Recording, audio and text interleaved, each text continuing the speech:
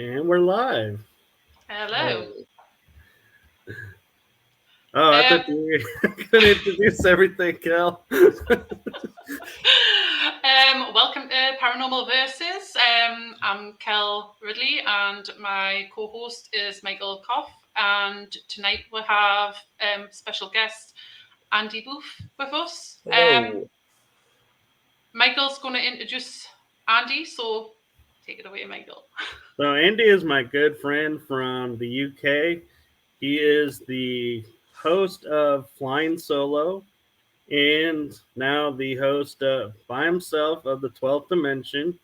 So, kudos to you for that. He has UFO experiences and connection with the UFOs. He likes sky watching and is a paranormal investigator. So, welcome. Thank you. Did I miss anything?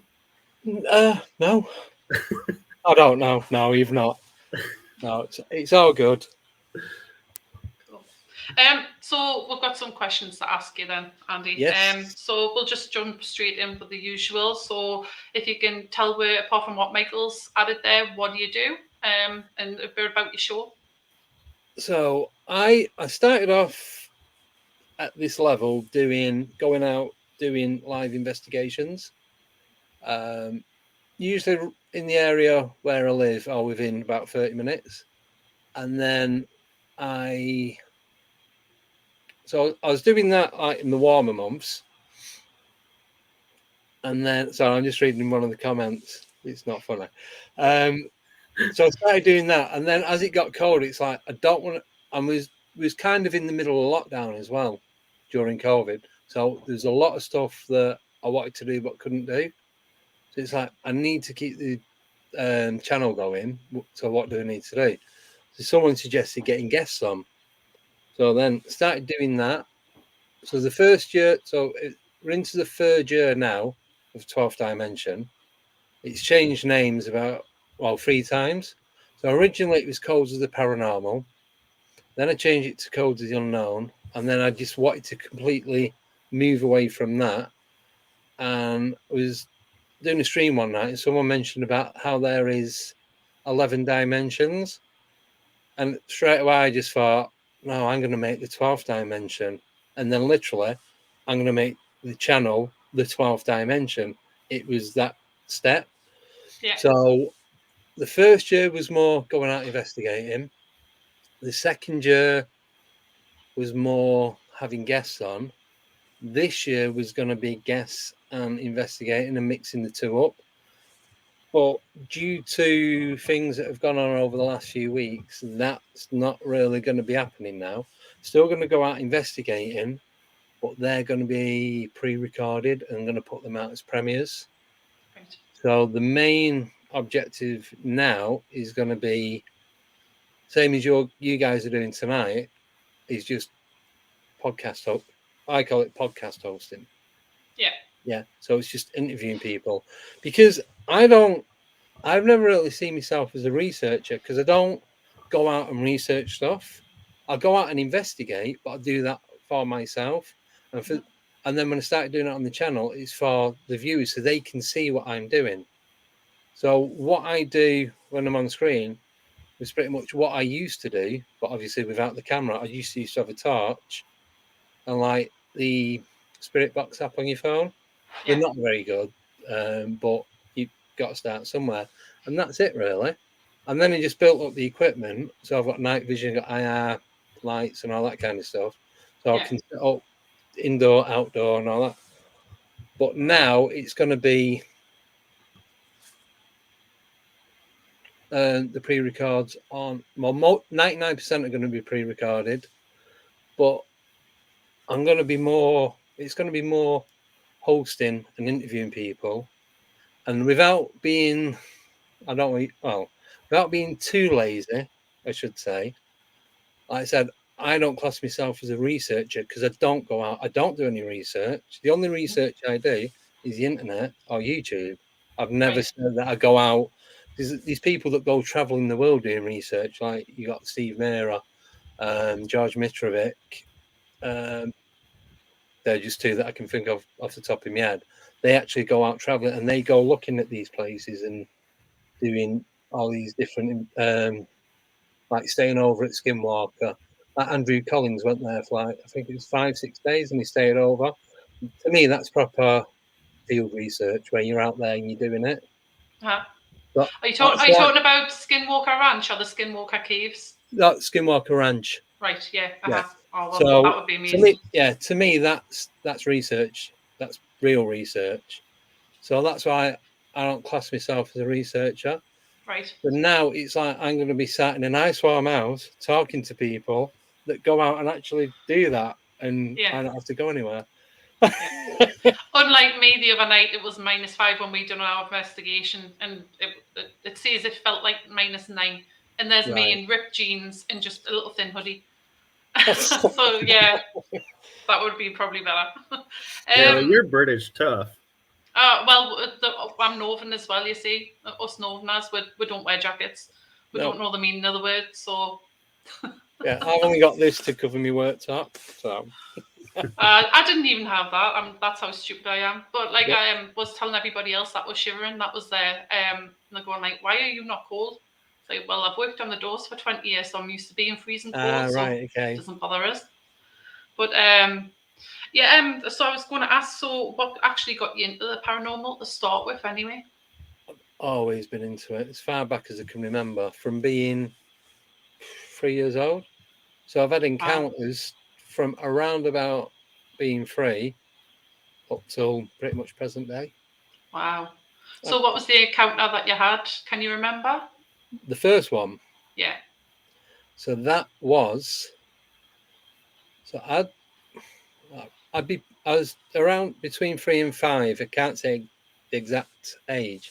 I used to share a bedroom with my brother, and the back of the house, it was just fields. There's no light coming in from anywhere.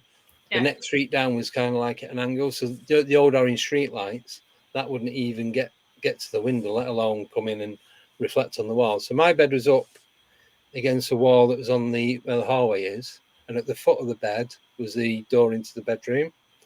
So I'm laying in bed with my back facing the window. So I'm facing the wall.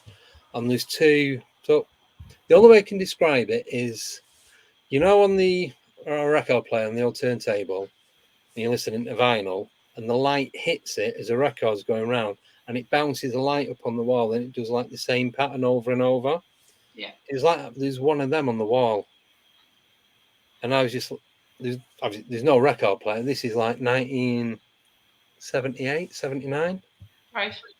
So there's literally 2 beds, like chest of drawers and a wardrobe for me and brother. That, and like kid bait, like toddler toys. You know what I mean? There's nothing electrical in there other than the light.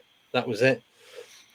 And I was just watching this thing just bouncing, like it's just moving about on the wall in the same position. And then I just fell asleep watching it. Never seen it again. But then I found a picture of these light beams on the internet a while ago, and it's exactly the same as one of them. Wow. So do you think it was like paranormal or like UFO activity type of thing, or? I didn't even think about it. It didn't faze me out. I didn't get scared or anything like that. I just mesmerized by it. And then I didn't think of it. Because to everything, I've said this before, but all like the paranormal stuff, to me, it just seems normal. Like, you just accept it. Do you get what I mean? Yeah, yeah. Mm-hmm. Yeah. So I've never not known paranormal stuff not happening. Mm-hmm. Do you want to ask that question then, Michael? That's in the comments. Well, before that, there was a comment from Nickname that said, "Can Andy show his Mothman?" Oh, yes. Oh, do you want to see it? Yeah.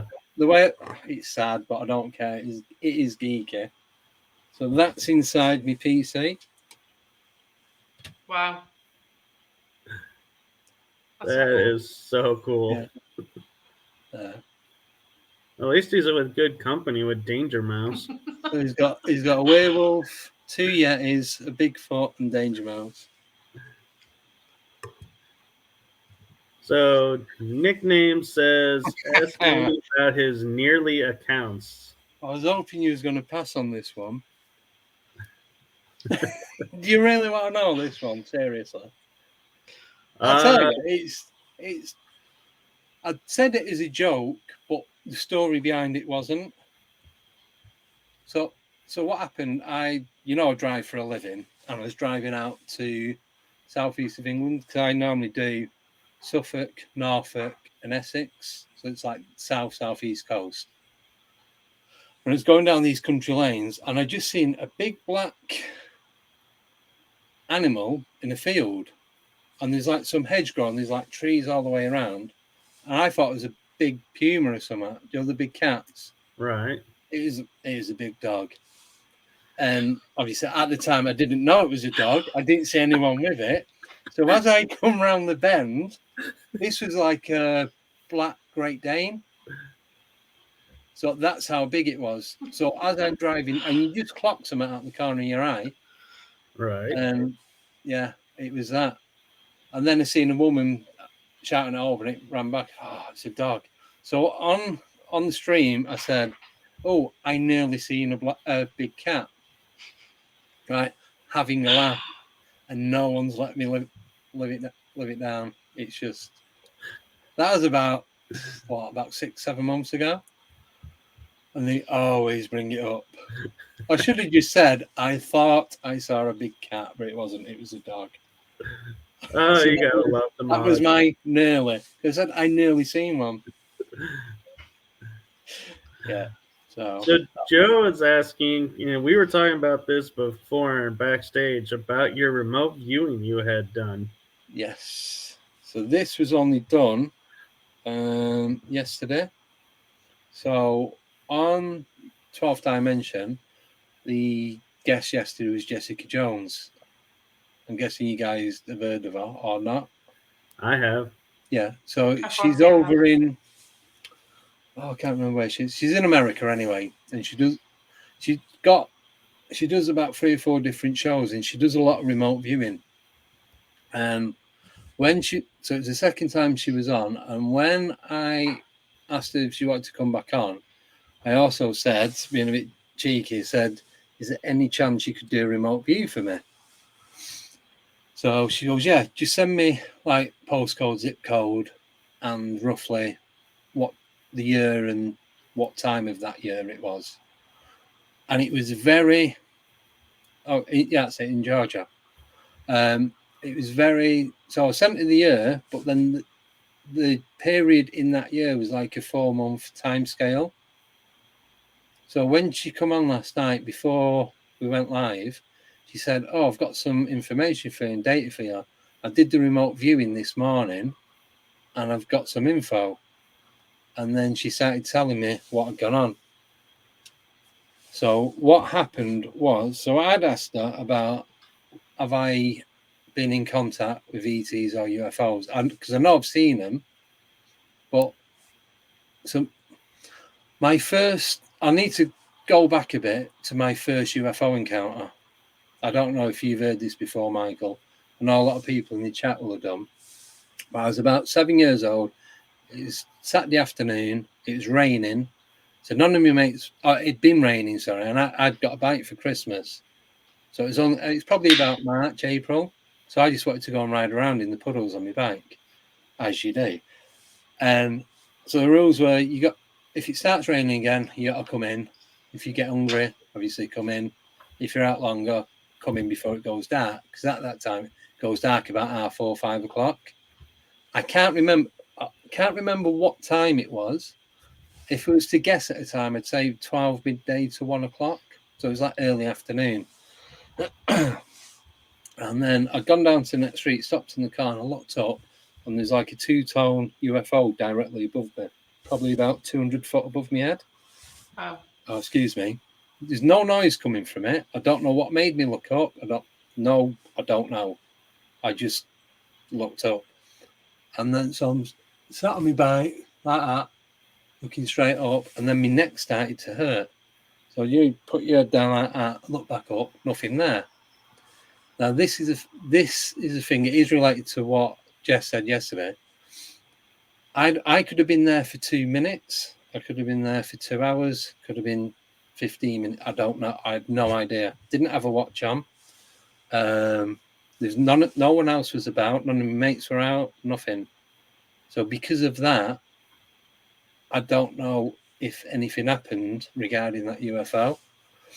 So when Jess was telling me yesterday, she said that I am being observed by ETs. That's the feeling and impression she was getting. And you have bouts of missing time, not just one or two, but you've got quite a few accounts of missing time. That is the only one that I can. That's the only thing that's happened in my life where I could, if I was to pinpoint, if anything had happened, it would have been then. Anything else, not got a clue, no idea.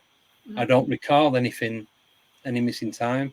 Don't recall being taken. I've had dreams that felt like they were real, and I've been taken into a craft and was flying around in space and stuff like that.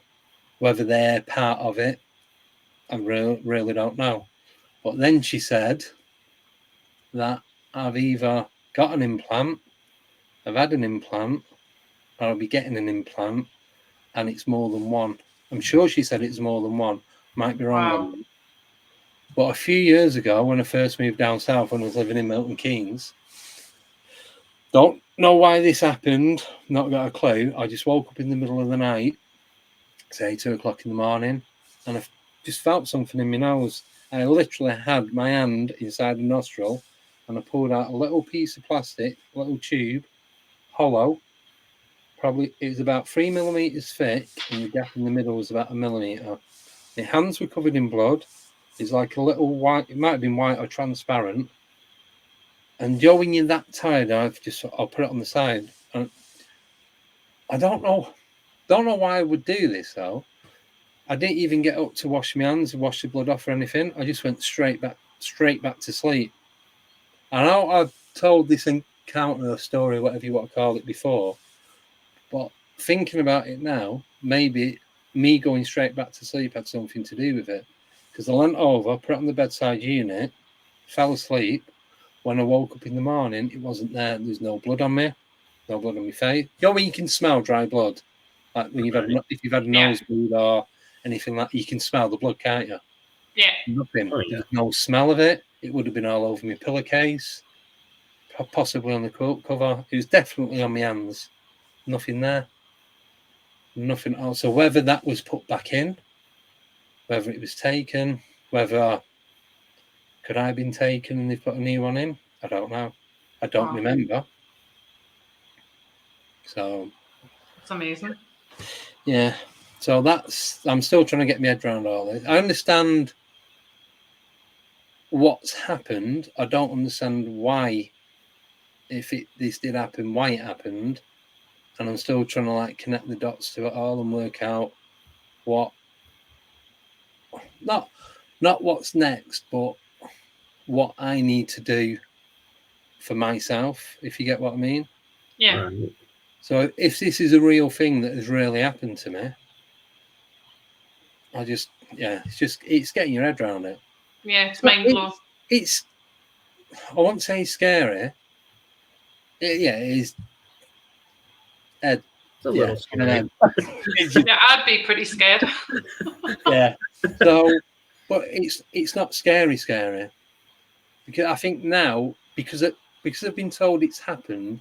If it had been anybody else, I think, that said, "Oh, this has happened, that's happened to you," I'd have been, "Yeah, right, whatever." But because she does this, she's been doing it 11 years. She does it for fun, and she helps with the missing 411 and missing people and bodies and that.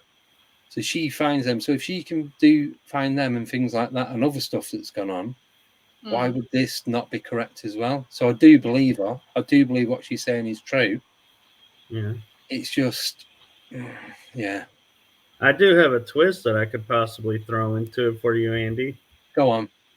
They might have, when they were, talking with you when you were up there, might have triggered a memory when in the past you pulled it out of your nose and were covered in blood. And that's why when you went to sleep, there was no blood when you woke up, is because you were remembering taking something out at a different time. No, And they were showing you the memory of it. but it felt real. No, I know. I mean, Yeah, one of those no, I get what lucid you're saying. dreams. Yeah. But this is a bit that I don't understand. So with what you've just said, and they're showing a memory, how it feels real, yet it's not real. It's like, straight away it contradicts itself, but I know it can happen, and that's what I can't get my head around. Yeah, because I've had instances where I've had dreams like I've remember things from when I was younger, and it feels like it just literally happened. It's like Yeah, I'm like, oh my god, and I'm like, wait, no, it didn't happen because everything's fine. yeah. But the mind emerges you in that dream, and like it's like you're reliving that moment. But then, with you saying that, I'm thinking if that was like a screen, is it screen memory? Is that what they call it? That sounds familiar. It sounds like I'm sure someone in the chat will put me right if I'm wrong. So what if that was a memory that they were showing me of taking it out? I believed that I've had it taken out, but if I've been taken and they've actually put a new one in, but I'm in the mindset that I woke up and they took it out, so it's not there anymore because I've not checked since. So Michael just threw that bombshell at me. I'm good at that. But yeah, it's screen memory. Yeah. So could it be that? I don't know. I think I don't know because, like I said, because when I asked Jess, before she told me, she goes, "I think you kind of know what I'm going to say anyway." But with what she did say, I wasn't expecting the full outcome. I wasn't expecting to say that I'm constantly being observed, that they are watching. And then she mentioned about cameras and lights. There's a lot of lights and cameras going on around me. And then the last phrase that she used was, for me, the message she got was to take action. So is that take action for myself? Take action to do something about it, to spread it about? Take action to stop what I'm doing, carry on what I'm doing, try and contact them? I don't know. But I think I know it's going to be a long, slow process trying to work out what's going on. I might never ever find out. But I think if I do it slowly and gradually and just do a little bit at a time, then maybe I might be able to piece everything together. Yeah. But then in the next breath, I really want to find out what's gone on. That's the catch-22. Sometimes I want to know, but I don't want to know. Sometimes not knowing is better than knowing. Yeah, it's like, well, what could it open up for you to remember, sort of thing? Yeah. It's like, do you really want to remember what's happened? That's it. Pretty scary. Do you not think your first experience that you were just talking about before could have possibly been them? Like, obviously, because do we know that they're actually like physical or they're made out of energy or?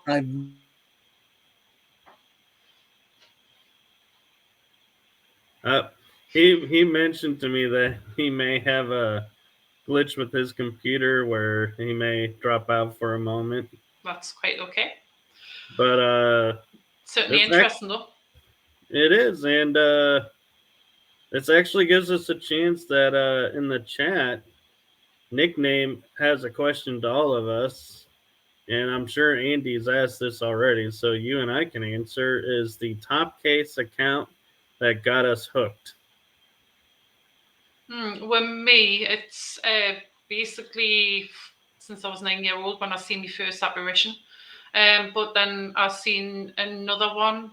It was only, I would say, about 10 years ago. 10 or 12. No, actually, it was 12 years ago. Tell a lie. In my old tattoo studio. So that was a full-on apparition that I seen, and I thought I was going crazy. So after that, I joined a team, and that's what got me hooked. What about you, Michael? For me, I kind of grew up around it all the time, and so, but what got me hooked into investigations would be when I was, I want to say, at Nazareth Hospital, which is no longer able to be investigated, but I had apparitions that I seen there that I couldn't explain. I had stuff growl at me. I had cabinet doors open and close. And yes, there was a window broken, but there was like 3 sets of uppers and only one would open and close. So explain that. And so that's what really got me truly hooked in, is when I started witnessing stuff and hearing like doors close and I couldn't ever figure out which door it was. That got me into it to where I was like, yeah, there's something to all of this. Definitely. Yeah. Welcome back, anyway, Andy. Thank you. Sorry about that. That's all right. So go ahead. So we're just talking about, obviously, the last thing we're talking about is whether you think that thing when you were 3-year-old might have been the light being. What do you actually think that these are? Do you think that now with what I found out yesterday, I think that thing that's seen on the wall, it was a light being. Yeah. Because then it was only a couple. Like I said, say it was 5 years old. It was only like 2-3 years later when I seen the UFO above my head. And then there's a few other weird things, but not UFO related, that went on around there. So I don't think they were connected to what went on. But now I believe that light being had something to do with the UFO. Right. I really do. Wow. So what is your scariest experience that you've ever had, either with the paranormal or the UFOs? Scariest one's quite funny, because this was at the same house where the light being was. Right. So my mum's house, like the house that I grew up in, the front of the house, you have the front door, stairs going upstairs, and like a pantry room, like a little cloak room. Back of the house, the living room, the kitchen, the bedrooms. And then upstairs, bathroom was at the side of the house, and the toilet was separate at the front. Now, as you go into the back garden down the side of the house, there's a massive garden. It's about 70 foot wide, about 150 foot long, at least. So we used to play a lot, like with Action Men and tanks and all that kind of stuff, me and my older brother. And then there's one day, there's me, brother, and the lad who lived 2 doors away. And we sat there.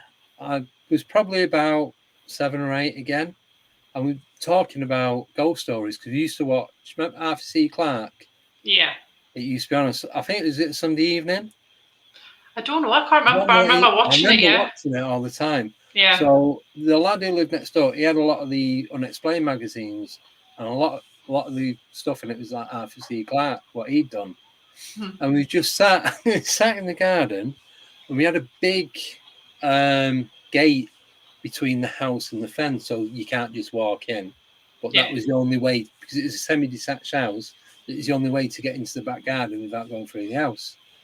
So I sat there, and I don't know if it was my brother or his mate said, "What would you do now if the back gate just suddenly swung open?" I swear to God, the moment he said it, it swung open. It had 2 big fat deadbolts, one across the top, one across the bottom. And you know the hook and eye lock? Yeah. Had one of them on it as well. Wow. And we ran to the bottom of the garden, because at the bottom of the garden, you go through the fence and you get on the fields and that at the back.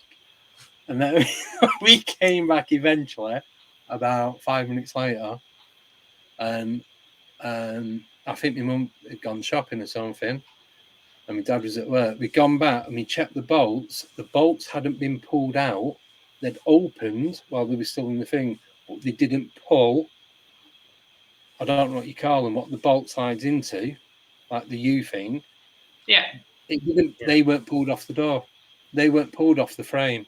Wow. So the bolts were still out where they couldn't have been without pulling the locky bits off. I'll call them locky bits because I don't know. Yeah. So Yeah, there was good nothing. thing There you was did. nothing behind it neither. When it Nothing. opened? No, it was just a Wow. big gust of wind. And the thing the street that we lived in, there's only 10 houses. So even if it was a gust of wind, it wouldn't have got there. If you know what I mean. Yeah. It's just not that type of. The street was too narrow, too short. Wow. Yeah, it just unless we manifested it, I don't know what it was. It didn't say Possibility. anything. Well, we didn't hang about to look, so I don't know. But yeah, I think that was the one that had me out racing. Yeah, I can imagine it would. Yeah.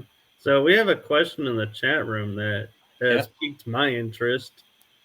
Space Cadet Lottie is asking, can Andy Yeah. speak about his pterodactyl sighting? Yeah. This is probably one of my most exciting things that I've ever seen, because we're told that they used to exist and they're extinct. We don't have them anymore. But Right. to see one in the south of England on, say, a Tuesday night about 10:30, 11 o'clock, just fly over, yeah, it was awesome. So where I used to live, like I say, I used to live in Milton Keynes. At the back of the house is the A5. It's called Watling Street.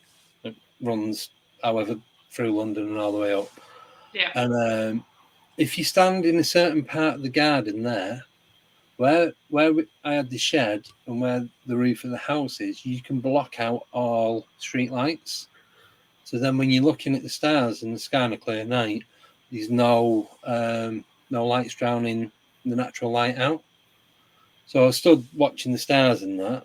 And I think I was just about to go back in because I was getting a bit cold. So I'm facing the house, and then I just seen something there in the corner of my eye. And I looked up, and I just watched it fly. It wasn't going fast, it was probably moving like that. More like So I a watched slide. it till it went out of sight, say, at a guess, 20 seconds-ish, until I couldn't see it. And didn't flap its wings, didn't fly off course, didn't breathe, didn't move its head. It was like it's a solid, like this remote, it just like that was going through the sky. Wow. There's no movement from it other than it going, than going in a straight line. And I thought I'd seen a dragon. Do you know when you don't know what you've seen and you're trying to find it? So I ran in the house, went straight on the computer, YouTube, Google, whatever. I'm typing in dragon. Couldn't, and then I kind of like got distracted. This is about 2-3 hours later. I'm just start watching videos on these supposed dragons in like Japan and China up in the Himalayas. And then it was about 3 years ago. I was on Facebook, and this picture come up. And if I hadn't been sat down, I'd have fell over. It's obviously it's a CGI or computer animated image of what I'd seen. So I could only see the underbelly, but from looking up at an angle from it, so say 45 degrees. So I could see the head, could see the thing, I don't know what you call it, the crest that comes from the back of the head. The horn, maybe? Long pointy thing. Yeah. Sure, it's about a crest. I could just about see that.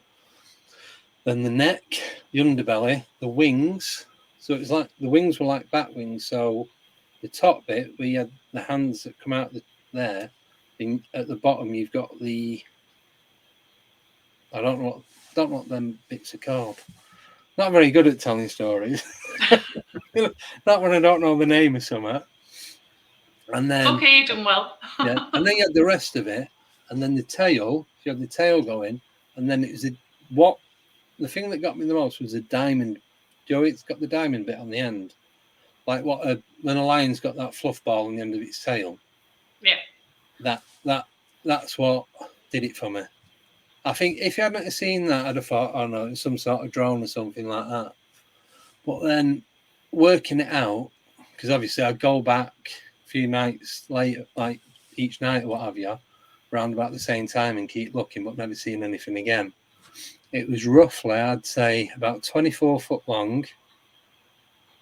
Average, I guess, about a 16-foot wingspan. Wow. And I put it on Facebook. One of my mates went, "Was it a kite?" I'm like, well, if it was a kite, whoever had hold of it must have had at least half a mile of string, like pulling it across. But it was flying like it was on a pulley. Do you know what I mean? But then I spoke to someone about it, and they do the research. Like when they speak to someone, they go and investigate and all that.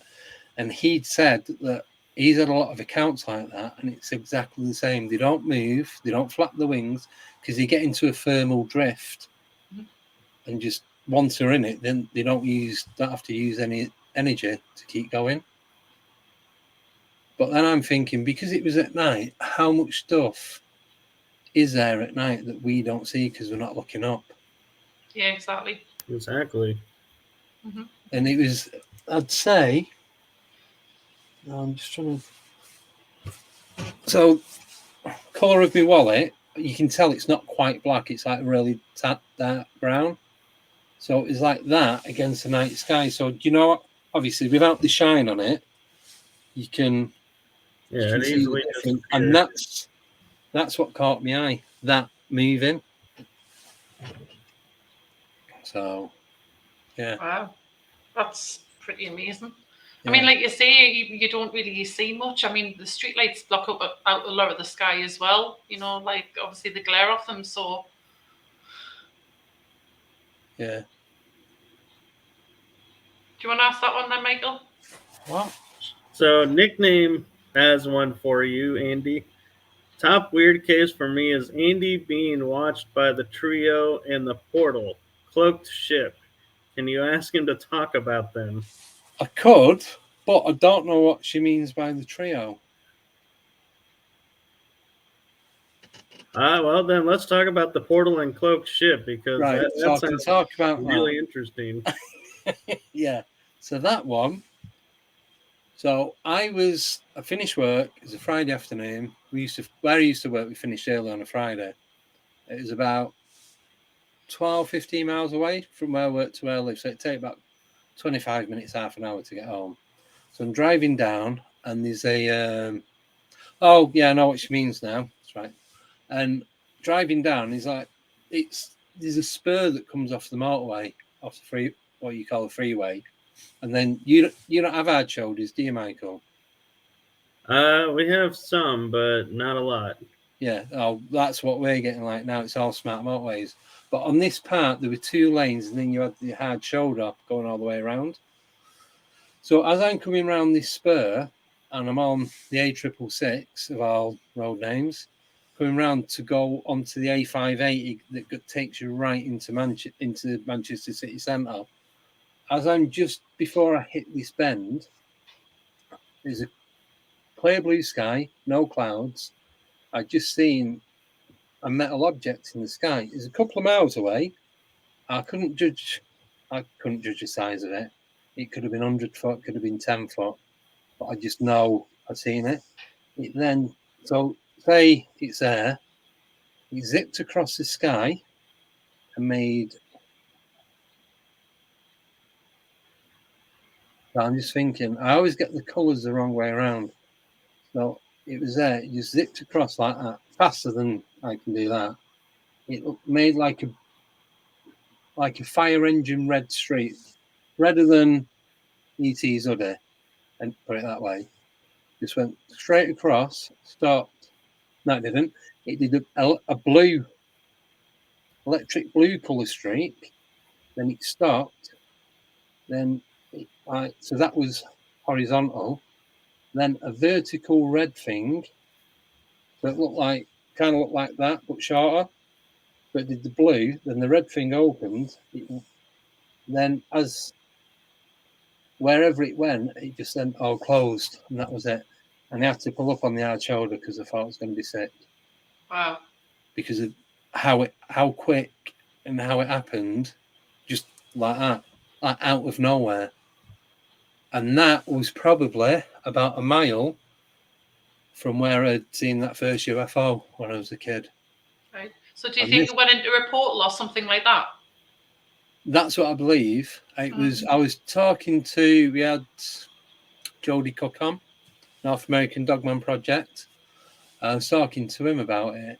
Oh no, he was talking about something. So I told him this story. He's like, it sounds like it went into a portal, opened a portal and went through. But then nickname said, could it have been a cloaked ship that had opened up and it's gone inside like the mothership and then gone? Either way, I think it's pretty awesome. And the fact that I had to stop driving because it made me feel sick. Yeah. Very strange. Wow. Yeah. So. That's pretty amazing. Yeah. Yeah. But the thing, there's no warning when this stuff happens. It just happens. Yeah. 1 minute you're just doing your own thing, and the next, wow. And then straight away, as fast as it's come, it's gone again. And what am I supposed to do now? Some people like wait a lifetime or don't even say anything like that in their lifetime. Yeah. And it's like you're having all these experiences. So there must be something like obviously watching you or letting you see these sort of things. Yeah. Well, I was going to say, I don't think I've ever seen an ET as such, but I think I actually have. Right. I forget things that have gone on, and it's not until someone says, oh, what about this one? Because I do everything on video, so I've not got anything wrote down. Yeah. Everything that I remember is in my head, and if I remember something else and something gets deleted to make way for the new thing, so I do forget a lot of stuff. And my memory's shocking anyway. But I think if I've seen an ET or a humanoid type entity, then I've possibly seen two that I know of, that I can remember. Right. So. What were they like? Right. So this is the thing. People slate Milton Keynes, but a lot of the stuff that I had going on happened in Milton Keynes in the shopping centre. So I was with a group of people and we stood outside McDonald's. It's Saturday afternoon. It was really, really busy. I hate shopping, and I hate going in like busy places. I'd rather go at like 2-3 o'clock in the morning when there's nobody about, and then just take my time going round. So we're deciding what we want from McDonald's, and then I kind of like got distracted because there was free, even though it was really busy. You know where they have the little kiosks between the shops where you've got like Sky and Vodafone and all that kind of stuff. You have the little photo stands and that. Well, there's one that it's been there for years, and it's selling Sky and doing your upgrades and all that. And where that was, just behind it, I noticed 3 people. So, do you know the hairy bikers? Yeah. So 2 guys look like them, but were slightly a bit taller. And then there's a woman stood in the middle of them. So these guys were probably, how tall are you, Michael? I'm about 5'9". Right. Oh, so you're the same height as me. So I reckon these guys were probably 6'1". There's a woman stood in the middle. She must have been at least half a foot taller than them. She had bright white hair. Like, do you like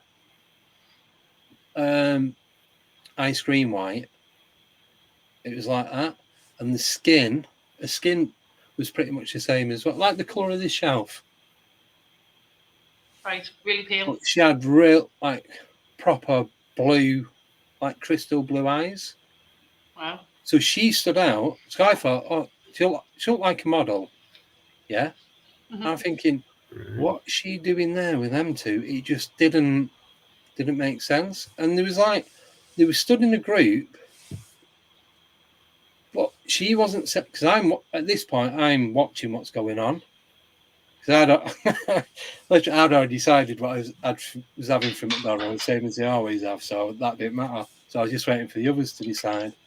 So I'm watching what these three are doing, and I don't know if there's anyone else with them. There were other people stood about. See, she wasn't talking, but them two, they were talking.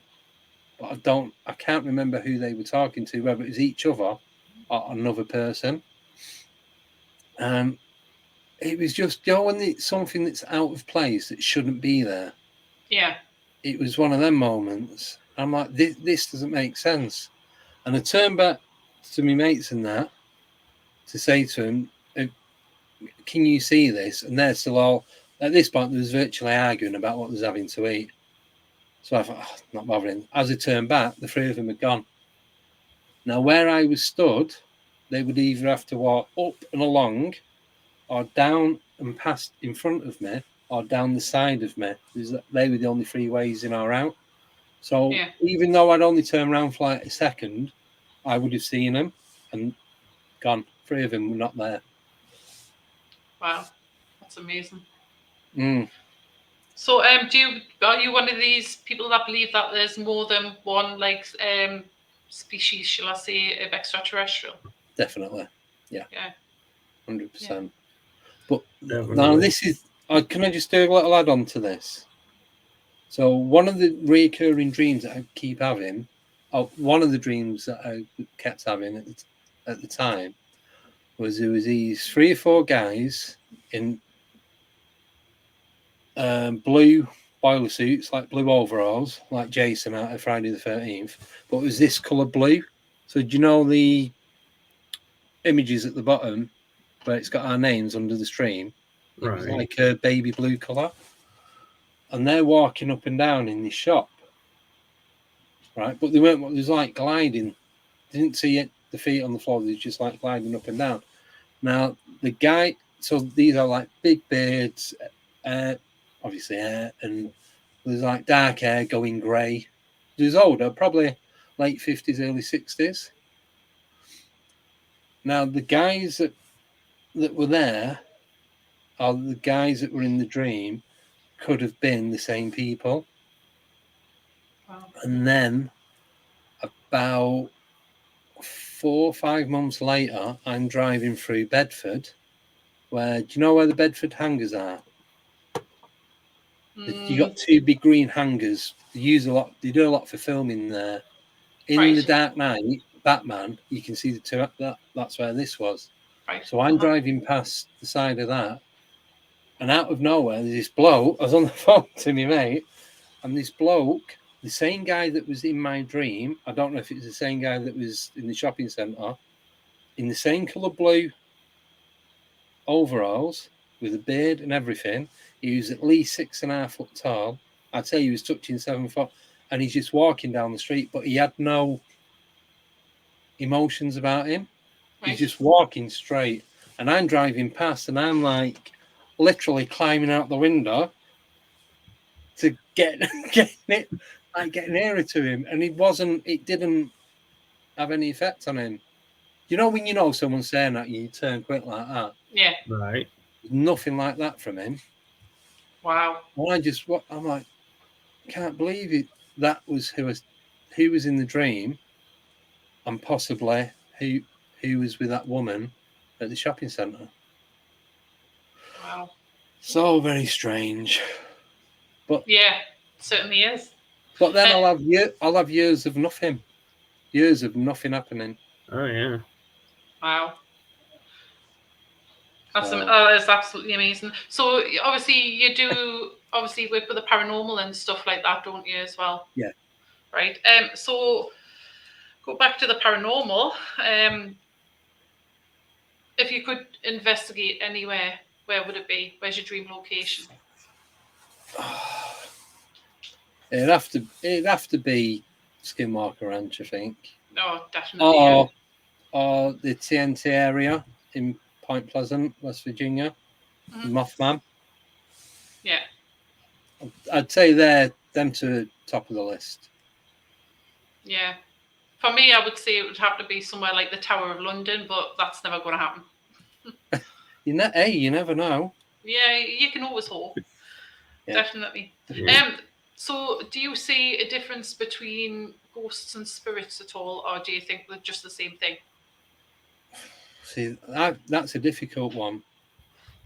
I think a lot of things that we see that we presume are ghosts or spirits aren't actually, because I think it's more to do with the movies than anything else.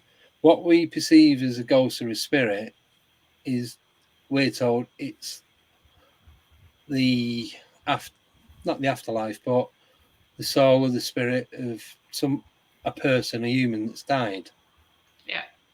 But I always think, well, what if it's not that? What if you're seeing what we think is a ghost, but then they're looking at us and they're seeing us the same way? Do you get what I mean? Yeah, like sort So of a we're time both slip looking type at, of thing. yeah, because I know I've heard people say they've seen something and they're looking back at them the way they're looking at you. So you're both as confused as each other. What if their timeline and their veil, realm, what dimension, whatever you want to call it, is running parallel to the one that we're in now? And he's like, there's a bit of a crossover. So you see them at the same point in time for them few moments. Yeah, that's good. Yeah, definitely. Yeah. I mean, the way I see like ghosts and spirits personally is like ghost is something that doesn't have any reactions. It's like like a residual. Yeah, exactly. And Like a spirit is like obviously like somebody's aunt, your uncle, and that trying to like get through to you, or intelligent responses and stuff like that. Yeah. So yeah, that's the way I see it anyway. Yeah. So have you ever used a medium or a Ouija board or anything like that in any investigations? No, never used a Ouija board. I'm still very, very reluctant to use one. Right. I'm not even allowed to bring one in the house. So my best friend's like that. You are not having one of them in here. If I've that got comes one. in, you're going. Is what I got told. I've got one as part of my kit, but it's a self-propelled Ouija board that was made by Drew Bartley. And one of my team members, Leslie, will not even get in the car when I've got that with us. Really? Yeah. Have you used a Ouija board then? I've never used the Ouija board. I've set this one up, but I've just left it. I haven't actually tried to use it or nothing like that. Yeah, so. I've used a pendulum. I've not done it for a while, but I used to do quite a lot. I do try. Apparently, it's my spirit guide. I'm not 100% convinced that who I'm talking to is a person that they say they are. It's not someone that I know. It's someone from. Excuse me, I've got it all wrote down, but it's someone from like 300-400 years BC. But when they give me their date of birth, and then when they told me how old they was when they died, it didn't make sense. But then I thought BC, you go the opposite way. Yeah. So when I worked out on the calculator, it was spot on. And I couldn't have worked it out in my head, so it couldn't have been me doing it, even if I wanted to. Wow. So that was quite freaky. And the name that they give me, I'd not heard before. So I'm like, and then they told me what country they was born in. And I looked up on the internet, this name in this country, and it's a very popular name in that country. Right. I think Geno, and it's a Portuguese name. So I didn't do any. That's the only research really that I've done. I didn't do any research until I got all the information from the spirit guide, and then worked it out, and it seems legit. Yeah. Yeah, but I'm not, because you don't know who it is. I'm not, like I said, I'm not 100% convinced they are who they say they are. Yeah. Yeah, I understand that. Here's another question. Do you think that ghosts fade over time? Like start off like a vibrant colour, like more real, and then as they go on, they fade and turn into like white or grey or see-through? What do you think of that theory? Possibly, because then I suppose if you're, as they say, in limbo, like waiting to go to the next level, or next stage of your existence. If you're not finished doing what you need to do, maybe that's why you get some of them hanging around, or they might not know that they've passed over, so that's why they're there. So I think you've got that side to it as well. Sorry, 1 second. Right. I suppose if they do start fading, is it because they have moved on? Because if you think about it, however long life has been on Earth, how many billions of just humans would there be, and how many spirits would you be seeing if they was all still here? Yeah, exactly. So there must be some crossover at some point, whether it's right at the beginning, it could be 100 years later. It depends. I think it depends on the purpose of that person or that spirit, what they're there for. Yeah. So, I mean, you never really see like a spirit of a caveman or anything like that, do you really, No. when you think about it? No pirates or anything, nothing exciting. No. Because you do get a lot of Victorian ones, so there must be some sort of period where then that starts changing over. Yeah. Yeah, that's true. So, yeah. So we have a good question in the chat. It's one Madman C. For all three of us. That's my cousin. Oh, okay. He's called Andy as well, just to complicate things. No worries. But he has a question to all three of us. Which one subcategory of the paranormal is the one that fascinates you the most, and why? I'm guessing by subcategory, he's talking like ufology, cryptid, spirit. Yeah, I'm going to struggle with answering that one because I'm into quite a bit of it. I'm into obviously ghosts, paranormal, UFO, and cryptids. So it's a hard one for me to answer. But yeah, what about you? Go on, Michael. I'm kind of like you, Cal. I'm into the ufology, the spirits. I'm starting to get more into the cryptids. I wasn't in the beginning, but I'm starting to get my interest piqued by some of the cryptids that people ask me about. Yeah. By the way, I've just got to say hello to Stephen because I haven't said hello to him yet. Oh yeah. Hello, Stephen. I think mine is going to be either cryptids or fae. Right. Because I've always been like with the goblins and fairies and all that kind of growing up in like a lot of, I suppose, kids' books and like TV shows and films. I suppose you got like Peter Pan, like with Tinkerbell and all that. I'm trying to think of a goblin movie. There must have been goblin cartoons when I was growing up. There was a film called Legend with Tom Cruise in where they had little goblins and stuff like that and the devil in it. Oh, I right. remember that one. Yeah. So, because it's like I've got 5 gargoyles in my room. So things like that have always interested me, because did someone just think, oh, we'll have these and they'll become a thing, or was it a real creature that does exist? So I'll be honest with you, Andy. I didn't say fae because I kind of consider fae part of the cryptids. So do you separate them? Kind of, only because they're more, I suppose, more humanoid than a lot of the other cryptids. Other than obviously like the grey aliens and like the alien type species, but then like I know you've got Bigfoot and Sasquatch and Yeti as well, which are quite apparently human-like. But then you've got I'm trying to think, what's it,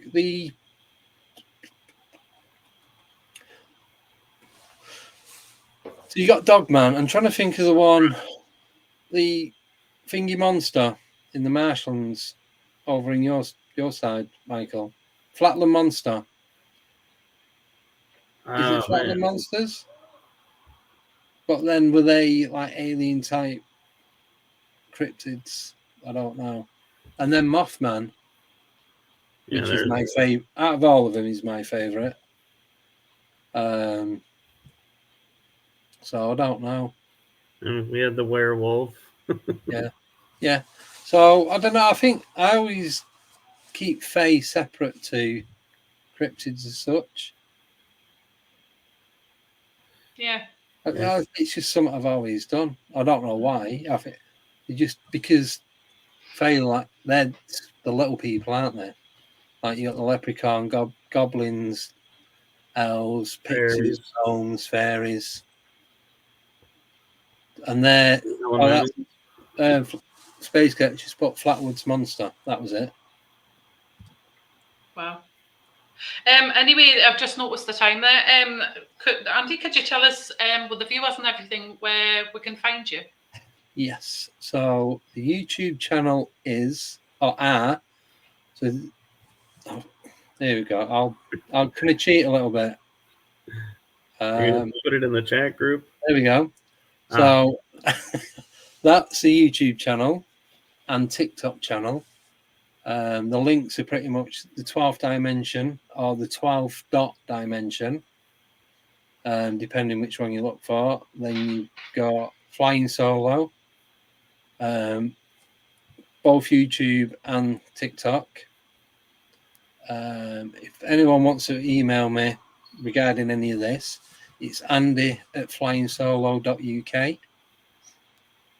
Simple as that. And then the Facebook group is at the moment it's Flying Solo into the 12th dimension. I just thought I had a funny ring to it, but after the 28 days are over, I'm going to change it back to 12th dimension. So, but that's the logo for everything anyway. It's just that. Awesome. Yeah. So if you I was gonna say, if you go onto the YouTube channel, all the links are in there anyway. Brilliant. So. Right. Anyway, just want to say thank you very much for coming on the show. It's been amazing. I've basically had a list of questions talking about the paranormal, but obviously it's been fascinating talking about them, obviously UFOs and encounters like that. So, and sorry, just want to. No, it's been brilliant. It's good when you like change things up. But just want to thank everybody that's actually been in the chat. It's been absolutely fantastic. And thank you to Michael again for being my co-host this week. But I'll pass it over to Michael now. Thank you. And Stephen, I love you to death, man. I love that. He commented when he first met me, he thought I was cryptic. a beautiful beastly man. You're awesome.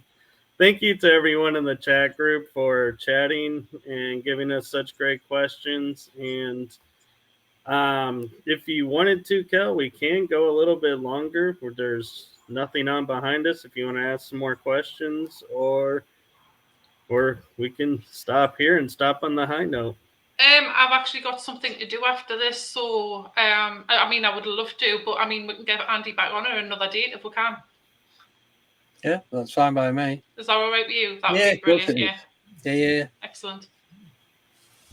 But yes, thank you very much. No, thank you for asking me. And it's been a pleasure. Yeah, it's nice to be able to talk for once. I find it much easier being like in like interviewed than more it is interviewing, because I don't know. Sometimes I don't know what to ask. I think it's easier to do it from your end. Right. It's easy to sit here and talk about things that have gone on, but as I'm talking, I'm trying to remember like what happened and the details and all that. So that's why a lot of the answers are like really long answers, because I want you to get a picture. Because as I'm telling it, I'm like reliving it. So I want you guys to be able to try and kind of see what I seen at the time and how it went. Yeah. So you've got a better picture of what's gone on. Yeah. Well, now that I know, like, obviously what you've like went through and stuff like that, I'll have a whole load of different questions to ask you next time. Yeah, ask anything. It's fine, honestly. Yeah. Brilliant. So Joe's got something for you, Andy. Yes. Well, you're coming on Flying Solo, aren't you? I am. On the 15th of February. Yes. Is that that's a Wednesday, that one, isn't it? That is a Wednesday. Yeah. Oh, can I just plug my thing for tomorrow night? You can plug away. So tomorrow we've got Rob Demarest coming on from Ghost Hunters International. So he's going to be on talking about, I think we're doing conspiracy theories and fairies and that. So, well, that was a good segue, wasn't it? I was just trying to think what we agree was. Yeah, we're doing conspiracy theories and fae and Failar and all that. So, wow. Thank you for that. Excellent. Right, Michael, do you want to finish up then?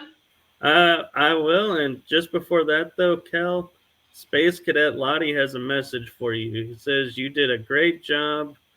Lass, well done. Oh, thank you very much. That's appreciated. Yeah. So, hold on. Steven's asking, what's our agenda for 2 weeks from now at FWMB? Okay, so real quick, I'm gonna plug this. I'll talk to you offline about this, Steven, but in December we gave away an investigation, and so we're gonna be doing that Saturday night at the Fort Walters military base. So Steven was one of our winners of that investigation. So he'll be coming in to do that. And in 2 weeks, when we're back on this show, Kell and I will be talking with Ray Savino. So stay tuned for that. And let's see. Any projects coming up for you, Kell? No, I had an investigation on Monday, so that's going to be my last one for a while because it was a freezing cold. I was with psychic medium Craig Morris and his manager, as well as my old team leader, Drew Bartley. So we had a really good night, but I haven't been through the footage yet, so I can't see what I found yet. So, it was interesting though, but I'm sure we'll talk about that at a later date. Awesome. So thank you all for coming on, and thank you again, Andy, for coming and chatting with us. Anytime. Thank you very much. We'll definitely have you back on. Yeah. And so to send this one off, Kell and I want to thank everyone. And if you're going to go out investigating, be safe, have fun. Brilliant. Good night. Good night, everyone. Bye.